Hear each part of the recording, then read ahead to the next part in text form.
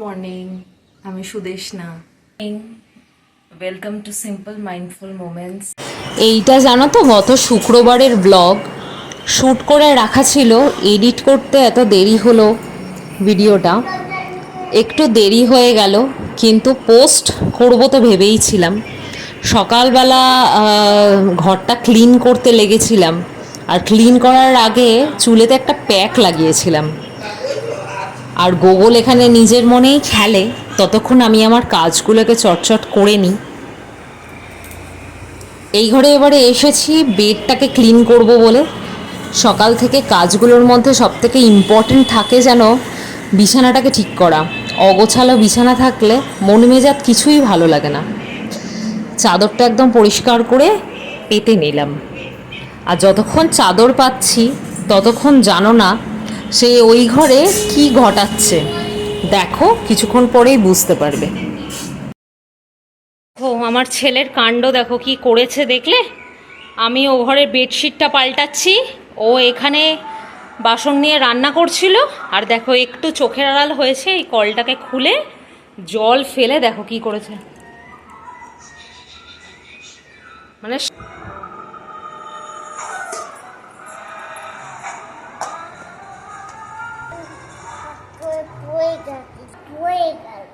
কি হয়েছে? কি হয়েছে গুগল? জলটা পড়ে গেল।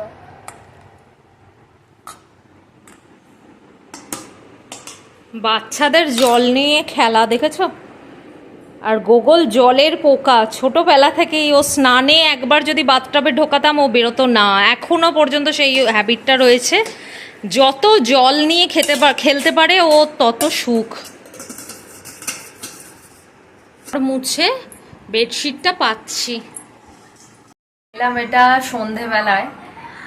দুপুরবেলা তো দেখলে চতুর্দিকে জল ছড়িয়ে গুগল সেগুলোকে পরিষ্কার করে তারপর লাঞ্চ ফাঞ্চ সেরে মানে মানে কাজটা র্যাপ আপ করতে করতেই অনেকটা দেরি হয়ে গেল। গুগলকে ঘুম পাড়িয়ে দিলাম। আজ আর দুপুরবেলা কোনো রেস্টই নেওয়া হয়নি।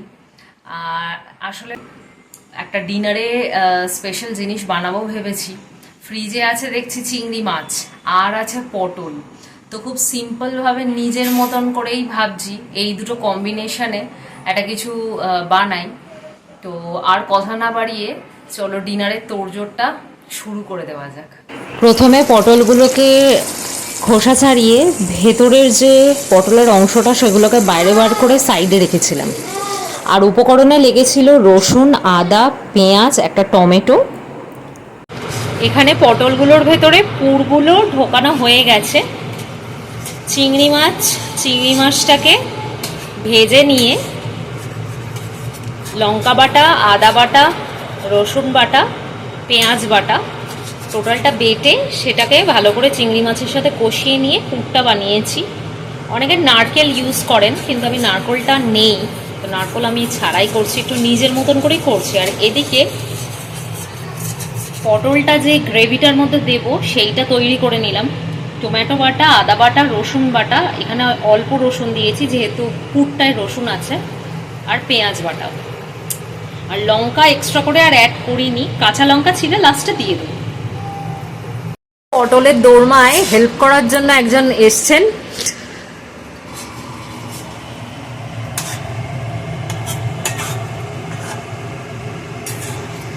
হবে বলে মনে হচ্ছে। দেখতে তো লোভনীয় হয়েছে, দেখা যাক, আশা করি টেস্টও ভালোই হবে। ঠিক আছে, ফাইনাল লুক দেখা যাক। এখানে পটলগুলো ছেড়ে দিয়েছি গ্রেভিটাতে। আর এখানে যেটা আমি অ্যাড করেছি, মানে আমার মন থেকে অ্যাড করলাম, আমি কয়েকটা চিংড়ি মাছ মানে পুড়ে দিইনি, বাঁচিয়ে রেখেছিলাম, সেইগুলো আলাদা করে গ্রেভিটার মধ্যে জাস্ট ছেড়ে দিয়েছি। তো যাতে একটু চিংড়ি মাছটা আলাদা করেও যাতে মানে মুখে পড়ে। এটা খুব ফেমাস একটা ডিশ, পটলের দোরমা, কিন্তু আমার জন্য এটা ফার্স্ট টাইম। আমি আজকে ফার্স্ট টাইম বানালাম, সাহস করলাম বানানোর। পটল চিংড়ি তো খেয়েছি অনেক, দেখলাম একবার বানিয়ে কীরকম হয়। দেখতে কিন্তু খুব একটা খারাপ হয়নি, জানি না খাবার এবার রিভিউ দেবে হাজব্যান্ড। চলো দেখে নি কি বলে। সার্ভ করে দিয়েছি। এবার দেখা যাক কীরকম হয়েছে। প্রথম কিছু ট্রাই করলে সত্যি টেনশন তো হয়ই, যতই বাড়ির লোককে খাওয়াই কিংবা বাইরের কোনো গেস্ট, তাই না?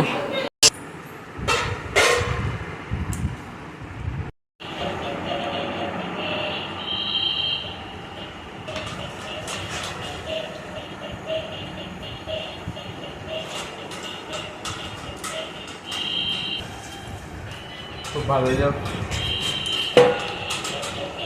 কি বেশি আছে কি কম আছে বলতে পারো? একটু রিচ হয়েছে, ভালো হয়েছে। হ্যাঁ, আমি একটু রিচ একটু কম খাই তো তাই। ছিল পটলের দোরমা বানানোর জন্য, পটলের দোরমা বানালাম। পটলের দোরমা অলরেডি রিচ হয়, তো এখন বলছে রিচ হয়েছে। যাই হোক, তো অ্যাকচুয়ালি ও একটু রিচ ব্যাপারটা কম খায়, আর ঝোল বা স্যুপ টাইপের জিনিসটাই বেশি খায়। ঠিক আছে, চলো এবার সবাই আমরা ডিনার করে নেবো। আজকের জন্য ব্লগটা এতটা রাখছি। অবশ্যই লাইক করো, কমেন্ট করে জানিও কেমন লাগলো, আর সাবস্ক্রাইব করে প্লিজ পাশে থেকো। আমি আরও বেশি মোটিভেটেড হব আরও ভালো ভালো ভিডিওস দেওয়ার জন্য। চলো আজকের জন্য গুড নাইট, বাই।